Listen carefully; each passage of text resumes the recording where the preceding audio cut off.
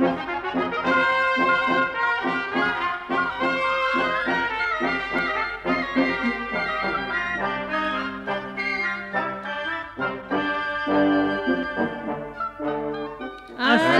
علیکم.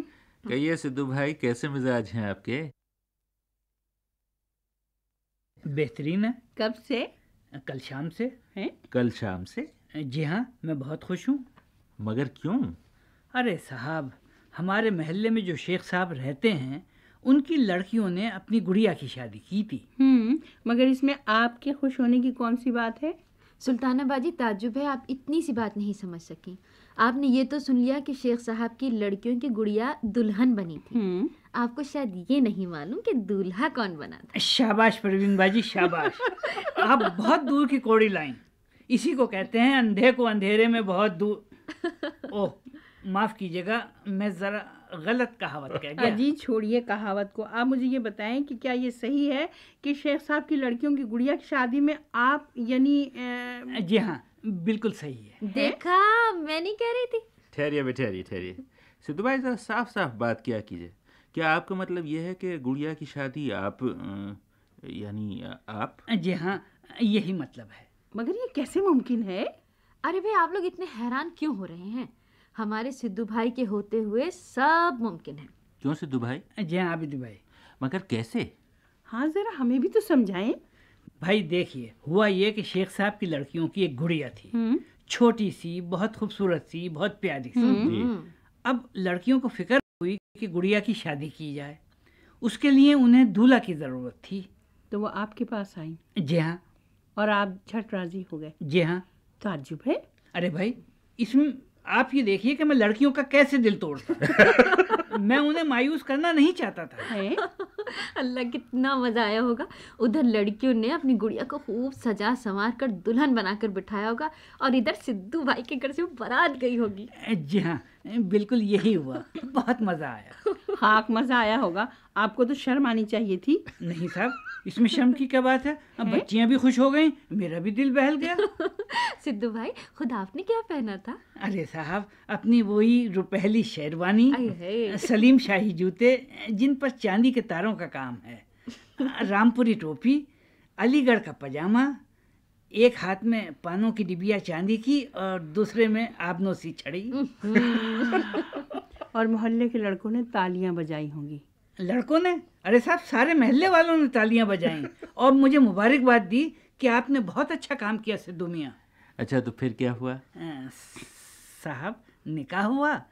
گاجر کی پیندی، گل خیرو کے پھول، کہو میاں گڈے تمہیں گڑیا قبول.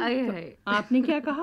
ارے صاحب، میں نے گڈے کی آواز بنا کر جی ہاں قبول. بڑے اچھے لگے ہوں گے آپ. ارے صاحب، ہر طرف سے مبارک سلامت کا شور اٹھا.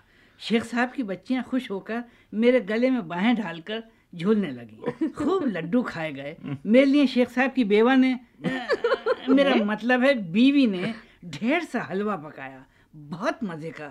بس ایسی خاطریں ہو رہی تھیں جیسے دولہا کی ہوتی ہیں. اور ڈھولک پر گیت بھی گائے گئے ہوں گے؟ جی ہاں، وہ بھی گائے گئے. اور چھوارے بھی بٹے ہوں گے؟ جی ہاں.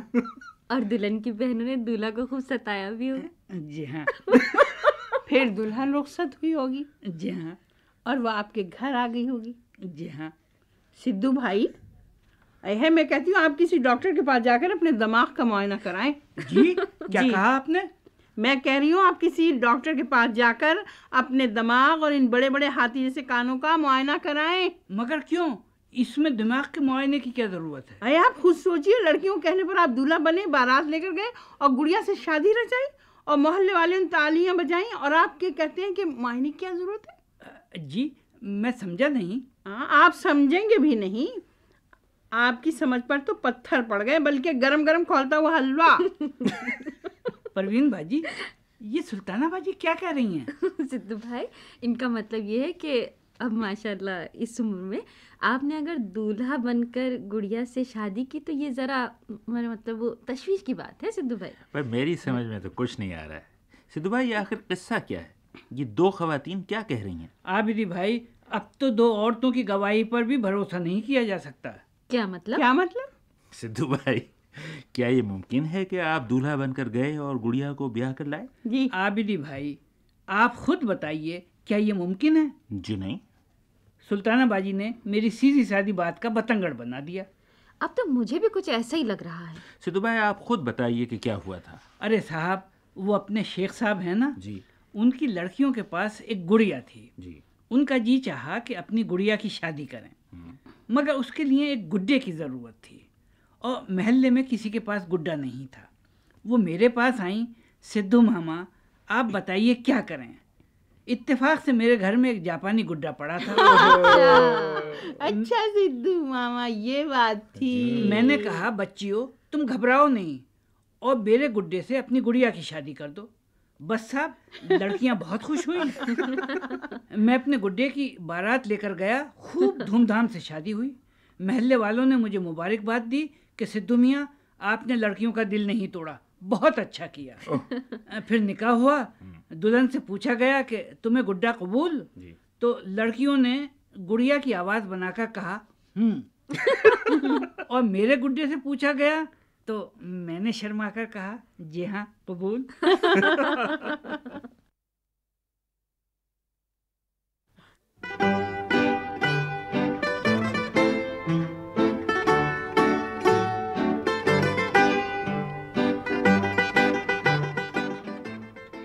لو بھائی اسی بات پہ یہ خط سنو جو لکھمنیا بیگو سرائے سے روشی، ریحانہ اور شائستہ نے لکھا ہے. پیارے شاہین کلب، اس مہینے ہم لوگوں کی گڑیا کی شادی ہونے والی ہے، اس لیے گزارش ہے کہ اس موقع پہ ہمیں یہ نغمہ سنوا دیں. ڈاک بابو میرا خط لے جا. بہت مہربانی ہوگی. ارے بھائی مبارک ہو، مگر یہ بتاؤ کہ تمہیں گڈا کہاں سے ملا؟ ہاں وہ تو یہاں بیٹھا ہے ہمارے پاس. دیکھ لیجیے عابد بھائی، یہ آپ کو گڈا کہہ رہی ہیں. لو بھائی روشی، ریحانہ اور شائستہ، تم سب کی فرمائش پر آج ہم گڑیا کی شادی کا یہ نغمہ 2 گڑیوں سے سنوا رہے ہیں. یہ گیت ہمارے اسٹوڈیو میں ہنا مرزا اور کوثر خان گا رہی ہیں. ڈاک بابو ڈاک بابو ڈاک بابو ڈاک بابو میرا خط لے جا، نانی اماں کو دیا کہ پرسوں میری گڑیا کی سالگرہ ہے، پرسوں میری گڑیا کی سالگرہ ہے. ڈاک بابو ڈاک بابو ڈاک بابو ڈاک بابو میرا خط لے جا، نانی اماں کو دیا، پرسوں میری گڑیا کی سالگرہ ہے، پرسوں میری گڑیا کی سالگرہ ہے. دیر نہ کرنا فوراً جا کے اس خط کو دے آنا، دیر نہ کرنا فوراً جا کے اس خط کو دے آنا، نانی اماں کے دم سے ہے گڑیا کا ڈرانا، نانی اماں کے دم سے ہے گڑیا کا ڈرانا. جلدی آؤ ان تک یہ سندیسا پہنچا دو، جلدی جاؤ ان تک یہ سندیسا پہنچا دو. پرسوں میری گڑیا کی سالگرہ ہے، پرسوں میری گڑیا کی سالگرہ ہے. ڈاک بابو ڈاک بابو ڈاک بابو ڈاک بابو میرا خط لے جا، نانی اماں کو دے آؤ، پرسوں میری گڑیا کی سالگرہ ہے، پرسوں میری گڑیا کی سالگرہ ہے. ڈاک بابو ڈاک بابو ڈاک بابو. اچھا بھائی، یہ تھی ہنا اور کوثر. اور اب یہ خط جو ریاض سے شہزاد احمد طاہر نے لکھا ہے. پیارے سدھو بھائی آداب، میں 5ویں جماعت کا طالب علم ہوں اور پاکستان انٹرنیشنل اسکول ریاض میں پڑھتا ہوں. ابھی شاہین کلب میں آپ کی نظم بھوک ہم کو لگی ہے بڑی سن کر مجھے تو بہت ہی لطف آیا. میں ہر ہفتے کو آپ کا پروگرام ضرور سنتا ہوں. آپ کی پیاری پیاری باتیں سن کے بہت ہنسی آتی ہے. یہ بتائیے آپ نے یہ باتیں کیسے سیکھیں؟ ارے صاحب اس کا بھی بہت دلچسپ واقعہ ہے. تو اب سنائیے نا. مگر کوئی پہلے یہ تو کہے کہ ہمیں بھی سنائیے. ہمیں بھی سنائیے. دیکھ لیا تم نے شہزاد احمد طاہر، ان سلطانہ باجی کے ساتھ رہ کر میں نے یہ باتیں سیکھی ہیں. اس کے بعد شہزاد لکھتے ہیں کیا آپ حلوہ بہت کھاتے ہیں؟ میری امی جان بہت اچھا حلوہ پکاتی ہیں، بتائیے آپ کو کیسے بھیجوں؟ چاہے جیسے بھیجو، مگر پانی کے جہاز سے نہ بھیجنا، کئی ہفتوں میں پہنچتا ہے کم وقت۔ ہاں، اور اگر حلوہ بہت میٹھا ہو تو سدھو بھائی خود ہی ریاض آ سکتے ہیں۔ مگر پھر پروگرام پھیکا ہو جائے گا۔ یہ تو ہے۔ اچھا صاحب، یہ خط سخی پیر روڈ حیدرآباد پاکستان سے شہناز شیخ نے لکھا ہے۔ شاید مجھے نکال کر کچھ کھا رہے ہوں آپ، محفل میں اس خیال سے پھر آ گئے ہیں ہم۔ پیارے شاہین کلب کے پیارے ساتھیوں، آداب۔ میں نے اس سے پہلے بھی 2 خط لکھے تھے، یا تو وہ ڈاکیے کو اچھے نہ لگے یا پھر آپ کی ردی کی ٹوکری کا ہاضمہ بڑا زبردست ہے۔ مجھے اپنے خطوں کی رسید تک نہیں ملی، البتہ آپ سب کا ایک گروپ فوٹو ملا تھا۔ کیا آپ لوگ شاہین کلب کو چاہنے والوں کے ساتھ یہ سلوک کرتے ہیں؟ آپ کو معلوم ہونا چاہیے کہ میری چھوٹی بہنیں ہنا شیخ اور ندا شیخ بھی یہ پروگرام بہت شوق سے سنتی ہیں، مگر آپ لوگ ہمیں لفٹ نہیں دیتے۔ چل جھوٹی۔ کیا مطلب؟ آپ شہناز شیخ، ہنا شیخ اور ندا شیخ کو چل جھوٹی کہہ رہے ہیں؟ انہوں نے تو شکایت یہ کی ہے آپ انہیں لفٹ نہیں دیتے۔ ارے صاحب، ابھی تھوڑی دیر پہلے بتا رہا تھا کہ اپنے شیخ صاحب کی بیٹیوں کی خوشی کی خاطر اپنا جاپانی گڈا دے آیا، اب وہ کیسے کہہ سکتی ہیں کہ ہم لفٹ نہیں دیتے؟ ارے ہے تو کیا یہ وہی لڑکیاں جن کی گڑیا کی شادی تھی؟ جی ہاں، شادی میں ان کی سہیلیاں بھی آئی تھیں، شیریں، ریحانہ، فردوس، رضوانہ اور نور بانو۔ اچھا، حیرت ہے صاحب، شہناز نے خط کے آخر میں اپنی سہیلیوں کے بالکل یہی نام لکھے۔ مگر ایک بات سمجھ میں نہیں آتی، یہ خط میری میز سے 1 ہفتے غائب کیوں رہا تھا؟ اور یہ خط بینا مدھیہ پردیش سے دیویا جین نے لکھا ہے، جنہوں نے انعام جیتا تھا۔ جی ہاں دی بھائی، لکھتی ہیں کہ آپ کا تحفہ مل گیا، شکریہ۔ مجھے شاہین کلب بہت پسند ہے، لیکن آپ جب اس میں گانے سنواتے ہیں تو ہم بہت بور ہو جاتے ہیں، ایسا لگتا ہے کہ آپ لوگ صرف وقت کاٹ رہے ہیں۔ عابدی بھائی غضب ہو گیا، وہ کیوں؟ سننے والوں کو آہستہ آہستہ ہماری ساری چالاکیاں معلوم ہوتی جا رہی ہیں۔ سدھو بھائی آپ بھی تو غضب کرتے ہیں، ہر بات ریڈیو پہ بتا دیتے ہیں۔